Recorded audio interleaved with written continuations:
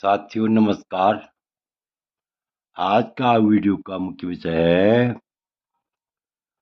कि यदि आपको त्रिकालदर्शी ज्योतिषी बनना है तो आपको कौन सी बातों का ज्ञान होना बहुत जरूरी है।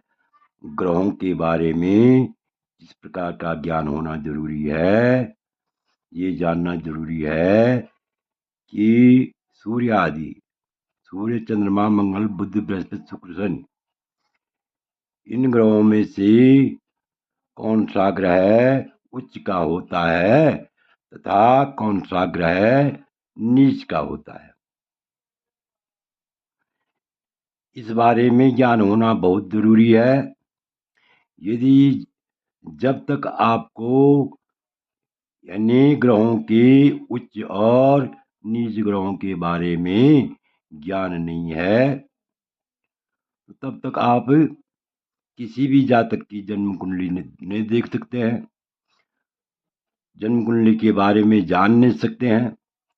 और यदि आपको उच्च या नीच ग्रहों के बारे में सम्यक ज्ञान है, भली भांति ज्ञान है, तो आप प्रत्येक जातक का भूत, भविष्य, वर्तमान बता सकते हैं। अर्थात मानो कोई जातक 22 वर्ष का है या 24 वर्ष का है या 28 वर्ष का है या 16 वर्ष का है या 25 वर्ष का है या 32 वर्ष का है, तो ये ऊंच नीच ग्रह जो है उच्च हों तो शुभ फल देते हैं और नीच हों तो अशुभ फल देते हैं। तो इनके प्रत्येक ग्रहों के अपने अपने वर्ष होते हैं।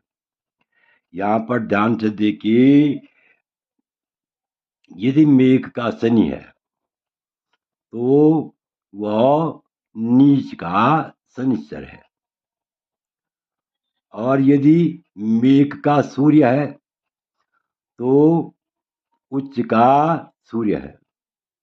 इसी प्रकार यदि जो है वृश्चिक का चंद्रमा है तो ये समझो नीच का है। और यदि जो है वह क्या है वृक का चंद्रमा है तो ये समझो उच्च का है। तो इसी प्रकार कर्क का मंगल, यदि कर्क राशि में मंगल है तो वह नीच का है। तो नीच का होगा तो नीच ही कार्य करेगा। अगर उच्च का होगा, माना मकर का मंगल है तो शुभ फल देगा। इसी प्रकार मीन का बुध है तो नीच का होता है, और मीन का यानी शुक्र है तो वह उच्च का फल देगा।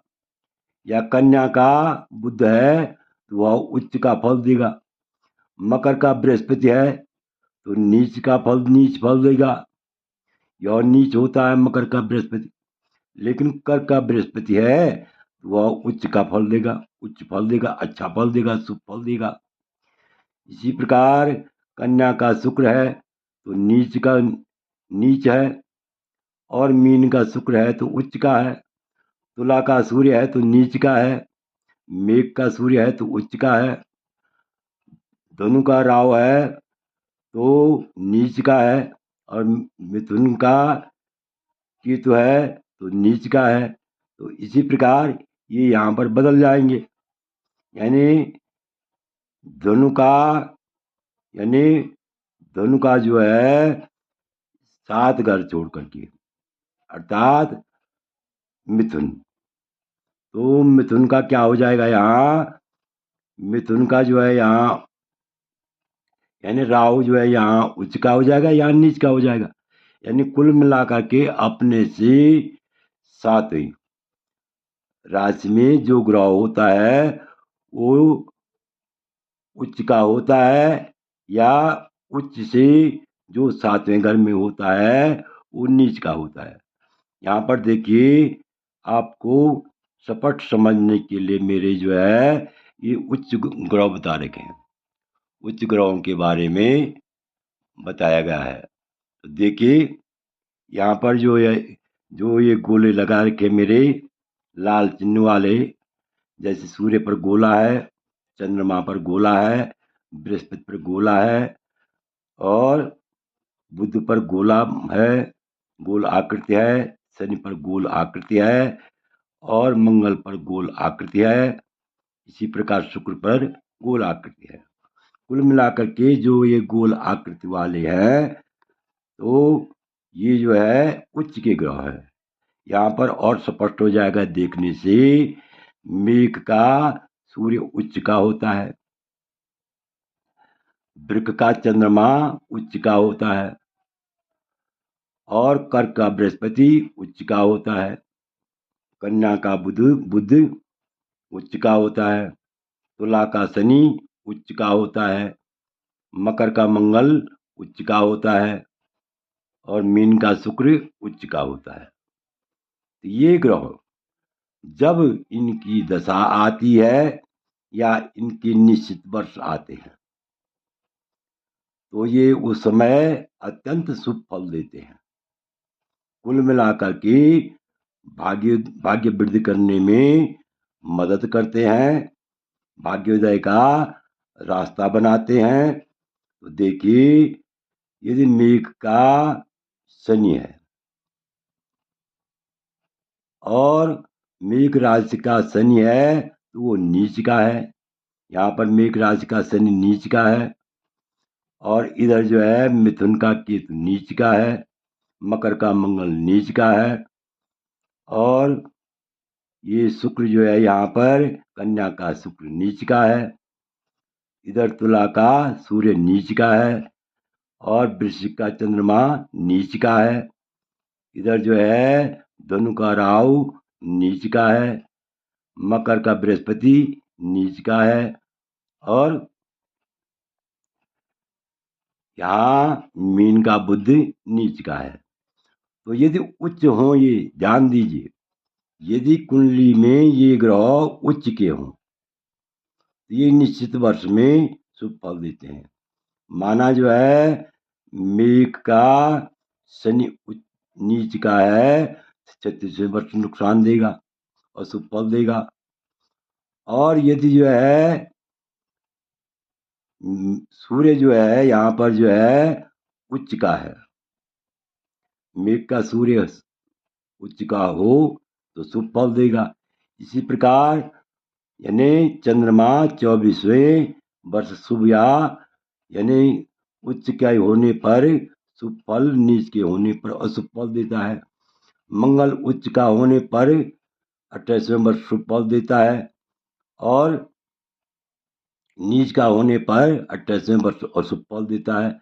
बुध उच्च का हो तो शुभ फल देता है, नीच का हो तो अशुभ फल देता है 32वें वर्ष।